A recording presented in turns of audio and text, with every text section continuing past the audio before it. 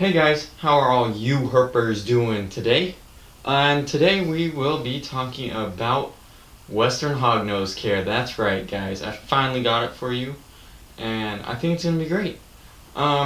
So first off, I'm Herper Hero. Welcome back to another video on this channel. How do you guys like the setup today? I thought about changing scenery. I actually changed up my camera. Let me know what you guys think about that. It's also the one that I used to film the last video, which was a feeding. And if you haven't seen that one, be sure to head back there. Check that out right after this video. Thank you guys.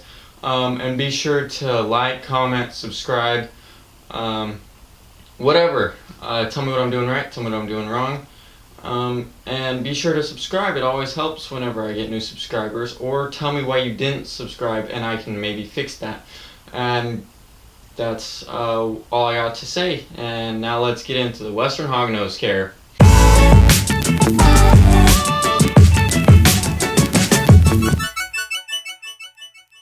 So like I said, today we're going to be talking about kind of a touchy subject, which is Western Hognose care.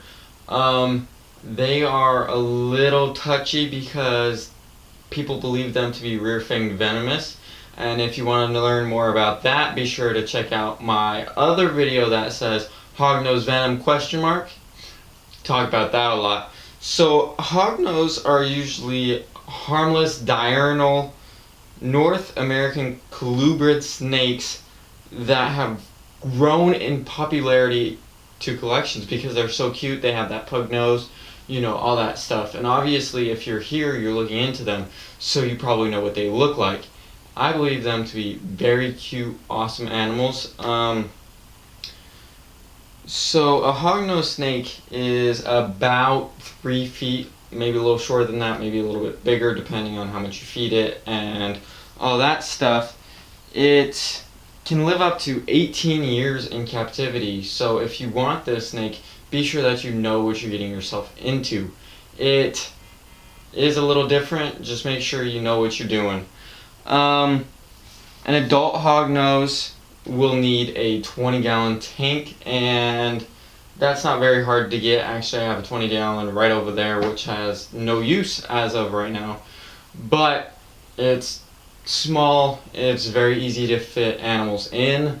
You don't need that much space, so if you're looking for something that doesn't take up that much space, maybe a hognose is for you. Escaping a little bit easier, so you're going to want to have a lid that stays on nicely. Maybe get those clips if you have one of those lids from PetSmart, or if you have the locking lids like I have for my 40-gallon, those work just fine too. Hognose do require, or not require, but do need some light because they need to know whenever it's day and night.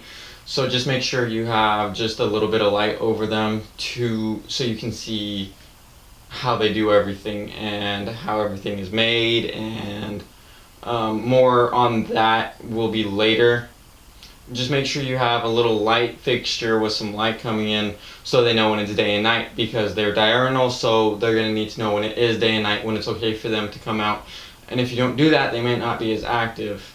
Another thing is whenever you're feeding a hognose, which they'll be eating pinky mice right at the beginning whenever they're younger, and they'll grow up into bigger mice as they get older. I can't tell you the exact formula, it just happens with how your snake grows.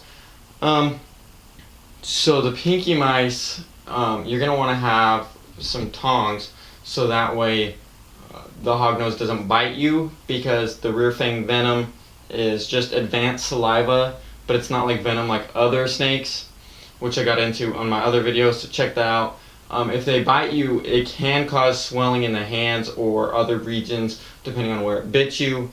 So you just want to make sure that you have tongs all the time, and you should be good. Under tank heaters are necessary for a hognose snake. The hot spot on the hot side should be around 90 degrees, and the cool side should be in the 70s, mid 70s.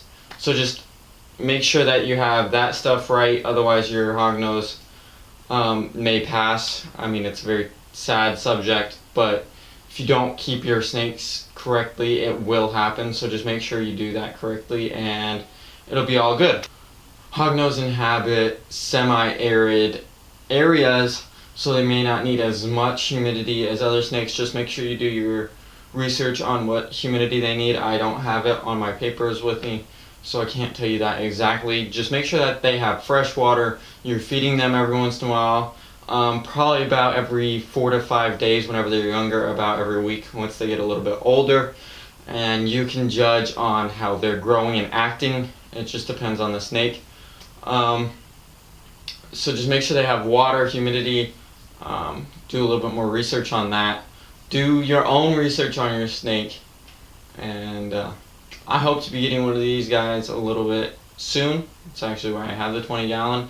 I don't think I will be getting one soon because my parents say one snake is good enough for you. I'm like, nope, gotta have more, right guys? If you agree with me on having more snakes, put it down in the comments section below so I can show to my parents and maybe help change their minds. Alright, thank you guys for watching. I'm Herper Hero. See you on the next video.